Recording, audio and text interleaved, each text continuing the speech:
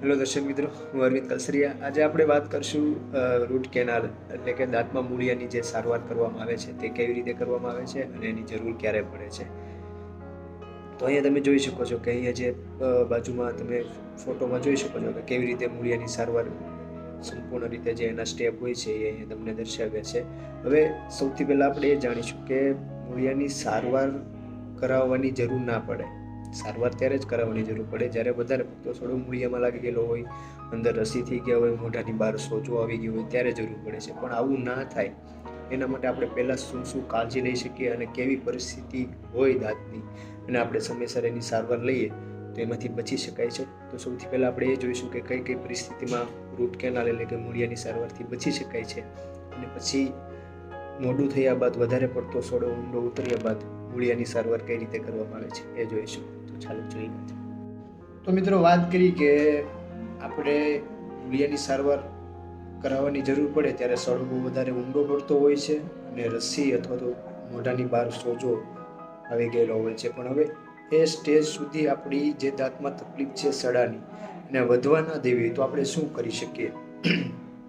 તો અહીંયા તમે જોઈ શકો છો કે જે એરોમાં તમને બતાવેલું છે કે દાંતની સૌથી ઉપરનું લેયર જે હોય છે એને ઇનેમલ કહેવાય, સફેદ કલરનું હોય છે. હવે એમાં તમને અહીંયા બતાવ્યા પ્રમાણે જે થોડો પણ સડો હોય અથવા તો જે કાળા ડાઘા દેખાય છે એ રીતે સડો હોય છે તો તમે એટલું તમને મોઢામાં દેખાય એ દરમિયાન તમે ડેન્ટિસ્ટની સલાહ લઈ અને એ સિમેન્ટ થ્રુ બધું પૂરણ કરાવી શકો છો. સૌથી પહેલાં એને સડો જે લાગેલો હોય છે થોડો ઘણો ઉપરના પડ ઉપર એ કાઢીને એમાં સિમેન્ટ ભરાવી શકો તો સડો આગળ વધતો બંધ થઈ જાય છે અને તમારે ભવિષ્યમાં જે સડો લાગવાની જે પ્રક્રિયા હોય એ બંધ થઈ જાય છે. એટલે સડો દાંતમાં આગળ વધતો બંધ થઈ જાય છે. એટલે પછી મૂળિયા સુધી પહોંચવાની જે સડાની કેપેસિટી હોય છે એ એકદમ પૂરી થઈ જાય છે સફાઈ થઈને વ્યવસ્થિત. એટલે પછી આગળ સડો વધતો નથી એટલે આપણે મૂળિયાની સારવાર એ દરમિયાન બચાવી શકીએ છીએ. આ સિમેન્ટ પૂરવાની પ્રક્રિયા એકદમ ખર્ચામાં સસ્તી હોય છે. જ્યારે મૂળિયાની સારવાર કરાવવાની થાય તો એ ખર્ચો 3 ગણો વધી જાય એવું પણ બની શકે છે. બીજું જે હોય છે કે ઉપરનો સડો જે લાગેલો હોય છે દાંતના મૂળિયામાં એ સિવાય સડો આગળ વધે તો એની નીચે દાંતની નીચે એક બીજું લેયર હોય છે જેને ડેન્ટિન કહેવાય છે. એ ડેન્ટિનમાં સડો લાગી ગયો હોય તો એ સમયે પણ તમે ડેન્ટિસ્ટમાં જઈને વ્યવસ્થિત ચેકઅપ કરાવી અને સિમેન્ટ ભરાવીને બધો સડો કાઢી શકો છો જેથી કરીને એ દરમિયાન પણ આગળ સડો વધતો બંધ થઈ જાય છે. એટલે આપણે જે મૂળિયાની સારવારની જરૂર પડે છે એ સારવારની જરૂર પછી પડતી નથી અને તકલીફ પણ થતી નથી. હવે ઘણી વખત એવું હોય છે કે 1-2 વખત મૂળિયામાં સડો પહોંચી જવા છતાં પણ અને ક્યારેક દાંતમાં સેન્સેશન અથવા તો સેન્સિટિવિટી કે દુખાવો એવું કાંઈ થઈ રહ્યું હોય છે ત્યારે આપણે ઘણા પેશન્ટમાં જોતા હોઈએ છીએ કે એ લોકો દવા લઈને ચલાવતા હોય છે પણ દવાથી જે અંદર જે સડો છે એ તો નીકળવાનો જ નથી. તમને ટેમ્પરરી કદાચ મહિનો 2 દિવસ 15 દિવસ દુખાવો બંધ થઈ જાય પણ એ સડો આગળ વધવાનું કામ જેનું હોય છે એ બંધ કરતો નથી. એટલે અલ્ટિમેટલી આગળ ભવિષ્યમાં દાંતમાં મૂળિયામાં રસી અથવા તો દુખાવાનું બધું વધારે પડતું થાય છે અને ક્યારેક એવું પણ બની શકે કે દાંતને પછી કઢાવ્યા સિવાય બીજો કોઈ એનો ઈલાજ જ નથી. એટલે એ સમયે મોડું થયા પછી આપણે એમાં મૂળિયાની સારવાર પણ કરાવવા માટે કેપેબલ હોતા નથી.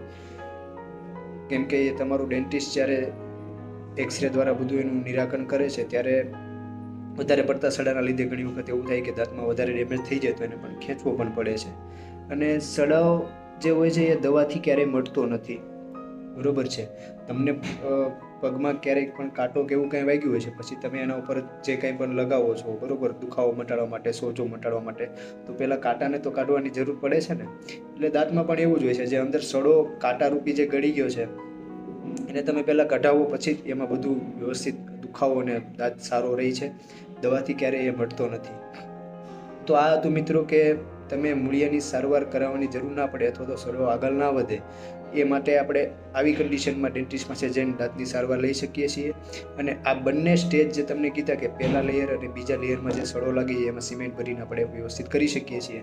પણ એમાંથી આપણે પૂરતું ધ્યાન દોર્યું ના હોય અને પછી આગળ જતાં સડો વધી જાય અને દુખાવો વધારે થઈ જાય, મૂળિયા સુધી સડો દાંતની નસમાં બેસી જાય એટલે પછી એમાં મૂળિયાની સારવાર કરવામાં આવે છે. અને એ સારવાર થોડીક ખર્ચાળ હોય છે. જે આપણે તમને બતાવ્યું કે સિમેન્ટ ભરવાથી જે ખર્ચો થાય છે એના કરતાં આમાં ખર્ચો વધારે પડતો થાય છે. એટલે હવે આપણે એ જોઈશું કે માની લો કે મૂળિયાની સારવાર કરવાની થઈ તો એ સારવાર કેવી રીતે કરી શકાય અને કઈ કઈ રીતે કરવામાં આવે છે અને કેવી રીતે બધું વ્યવસ્થિત એકદમ જે અંદર સડો બેસેલો હોય એ કાઢીને વ્યવસ્થિત દાંતને પેક કરીને નવો બનાવવામાં આવે છે અને ત્યારબાદ એને કેપ લગાડવામાં આવે છે. તો હવે આપણે જોઈએ મૂળિયાની સારવાર કઈ રીતે કરવામાં આવે. હવે મિત્રો મૂળિયાની સારવાર તો ઘણી વખત દર્દી એવું કહેતું હોય છે કે સારવાર કે એવું કંઈ કરાવવું નથી અને અમારા દાંતને ખેંચાવી નખાવો છે. તો ખેંચાવવા કરતાં ડેન્ટિસ્ટ પાસે તમે જાઓ અને ડેન્ટિસ્ટ દ્વારા એવું કહેવામાં આવે કે આમાં મૂળિયાની સારવાર કરીને બચાવી શકાય છે તો એ રૂટ કેનાલ કરાવવું એકદમ વધારે સારું પડે છે. ખેંચાવાની જગ્યાએ રૂટ કેનાલ કરાવવું પડે અને એ રૂટ કેનાલ કરાવાય એનાથી દાંતને કંઈ તકલીફ કે બીજું કંઈ થતું નથી, પણ આપણો જે કુદરતી દાંત હોય છે એની મોઢામાં એની જગ્યાએ અને એની પરિસ્થિતિમાં જળવાઈ રહે છે. આપણે એનો ખાવા પીવામાં ઉપયોગ લઈ શકીએ છીએ. હવે દાંતમાં મેઇન 4 તબક્કા હોય છે સડાના.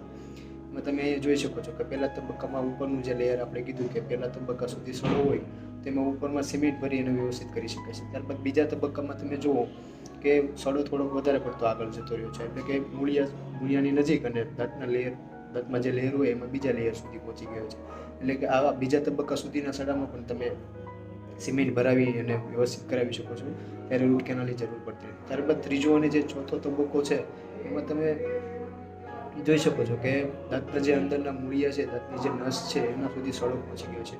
એટલે એ દરમિયાન આપણે મૂળિયાની સારવાર કરાવવી હિતાવહ રહે છે અને સારવાર કરવાની જરૂર પડે છે. તે દરમિયાન દુખાવો અને અંદર દાંતમાં રસી થઈ ગયેલા હોય વધારે પડતા સડાના લાંબા ટાઈમ એમને સારવાર કરાવ્યા વગર રાખવાથી તો રસીની ઉડું થઈ શકવાની શક્યતાઓ વધારેના લીધે એ સ્ટેજમાં મૂળિયાની સારવાર કરવાની જરૂર રહે છે. ત્યારબાદ હવે તમે અહીંયા બાજુમાં જોઈ શકો છો કે મૂળિયા સુધી સડો પહોંચી ગયો તો એની મૂળિયાની સારવાર કઈ રીતે કરવામાં આવે છે. તો એ જે સડો હોય છે એને મોટર દ્વારા એકદમ વ્યવસ્થિત સાફ અને ક્લીન કરી અને એના મૂળિયા દાંતના ખુલ્લા કરવામાં આવે છે અને ત્યારબાદ સોય વડે એ મૂળિયામાં જે સડો હોય છે એ સોય વડે સાફ કરી એકદમ વ્યવસ્થિત કરી અને અહીંયા આગળ બતાવ્યા પ્રમાણે વ્યવસ્થિત એકદમ બધો દુખાવો ને એવું બધું મટી જાય એ દરમિયાન એને ઉપરથી પેક કરી આવી રીતે આગળ ખોળિયું બનાવવાનું હોય છે. હવે એ કેપ તમે કઈ રીતે બનાવી શકો, કેવી રીતે બનાવી શકો અને કેટલા ટાઈપની બનાવી શકો એ આપણે આગળના વિડીયોમાં દર્શાવેલું છે, એ તમે જઈને અત્યારે જોઈ શકો છો. તો મિત્રો આ હતી મૂળિયાની સારવાર અને તમે એને સારવારમાં જતાં પહેલાં દાંતની કાળજી રાખીને કઈ રીતે તમે બચાવી શકો છો. તો hope you people like this video. તમારા ફ્રેન્ડ અને ફેમિલી સાથે શેર કરો અને ચેનલને સબસ્ક્રાઈબ કરો જેથી આવનારા અવારનવાર ડેન્ટલના વિડીયો તમે માહિતી ગુજરાતીમાં મેળવી શકો. ધન્યવાદ.